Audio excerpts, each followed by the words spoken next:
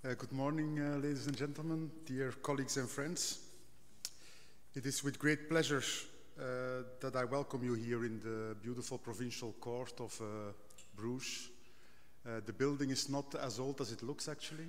It's only close to 100 years old, but it has the historical medieval atmosphere that you will be able to appreciate in this beautiful city.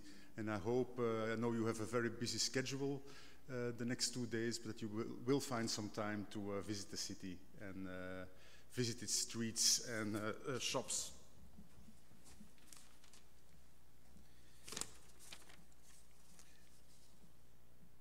Both as the General Director of the Flanders Marine Institute, VLIZ, and as the current chair of the European Marine Board, I'm proud that we can join forces with UNESCO's Intergovernmental Oceanographic Commission and with the European Commission to organize this event that aims to upgrade the outreach skills of marine scientists and communicators.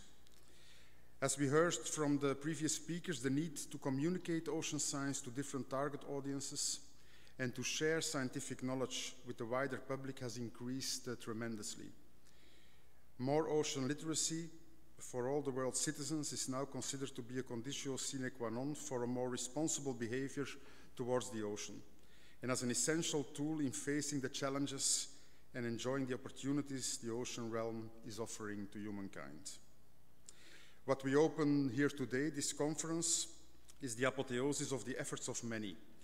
And I'm glad that my institute, the Flanders Marine Institute, and the European Marine Board played a significant role in paving the road. On 12 October 2012, VLIZ and the Communications Panel of the European Marine Board organized here, in exactly the same venue, the very first conference on ocean literacy in Europe. 4 years later, we are back in Bruges for CommOCEA2016, for what promises to become a most inspiring event with more than 200 registered participants from 29 countries, a truly global marine science community. As a follow-up to the successful first International Marine Science Communication Conference that was organized in Porto, Portugal in September 2014 by the European Marine Board member CIMAR and by Ciencia Viva, it is fair to say that there is a clear need for events like this. The event has grown, the participation has become more international. The achievements so far have been the result of the efforts of many, and let me sum up in chronological order some of the major steps that were taken in building ocean literacy in Europe. It all started some 15 years ago when an ocean literacy movement started to develop in the United States of America. The general aim was to bridge the gap in ocean knowledge between scientists and formal and informal education. When VLIZ almost accidentally attended one of the meetings of the US National Marine Educators Association back in 2008, we were challenged by our American friends to organize a conference in Europe. Since those days, both VLIZ and the European Marine Board, through its communications panel, have been very active in implementing ocean literacy in Europe. This fact was celebrated in June 2016 when Evi Kopians, one of our excellent staff members, was given the Marine Educator of the Year award in the NMEA meeting in Orlando, a great honor and recognition for Evi and for my institute. From 2009 onwards, VLIZ staff member Jan Seijs, our local host today and tomorrow, in his capacity of chair of the European Marine Board's communication panel, has played a very active role in advancing the ocean literacy movement in Europe. Notably, at the October 2009 European Marine Board plenary meeting in Sopot in Poland, the concept of ocean literacy was formally added to the major objectives of the EMB's communications panel. And in April 2012, at one of the meetings of the communication panel, the idea was coined to organize the first International Marine Science Communication Conference in Portugal. Meanwhile, two other European institutes, the Marine Biological Association of the United Kingdom and the University of Gothenburg in Sweden, joined forces with VLIZ and launched the European Marine Science Educators Association at the occasion of the first conference on ocean literacy in Europe, co-organized on 12 October 2012 in Bruges by VLIZ and the EMBCP. This conference was a breakthrough for ocean literacy in Europe, as the European Commission named it a timely event, took the message home and managed to incorporate ocean literacy in the planning of the Horizon 2020 science program. The first Horizon 2020 call on ocean literacy in 2014 resulted in 2 funded projects, Sea Change and Responsible. Both are currently up and running and both seem to be quite successful. Ocean literacy has become a fine example, actually one of the best examples of good practice in developing transatlantic joint programs between the United States, Canada, and Europe.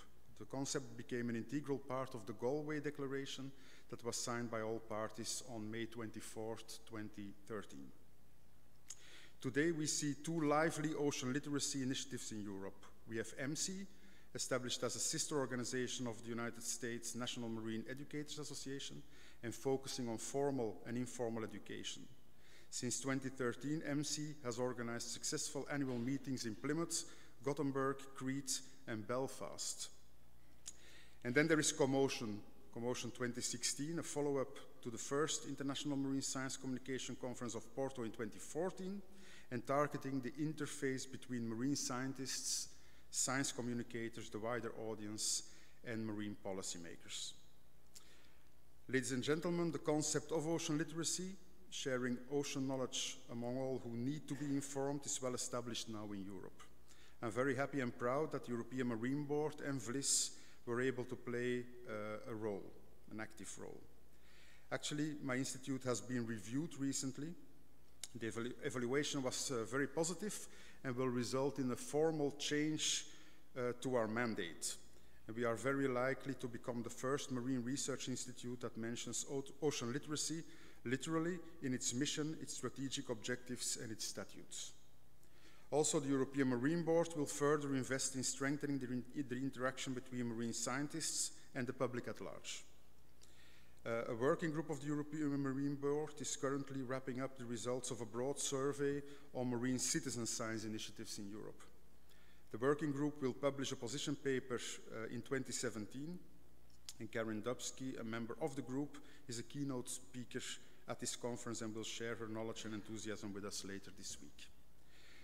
Let me conclude by saying that it is my conviction that the direct interaction between marine scientists, marine science communicators and educators and the wider public is extremely important and will become even more important in the future. Only by being inclusive and by interacting and working closely together will we succeed and achieve a global and truly ocean literate society. And that is what our ocean and our planet deserve. I wish you all a most inspiring conference. Thank you very much.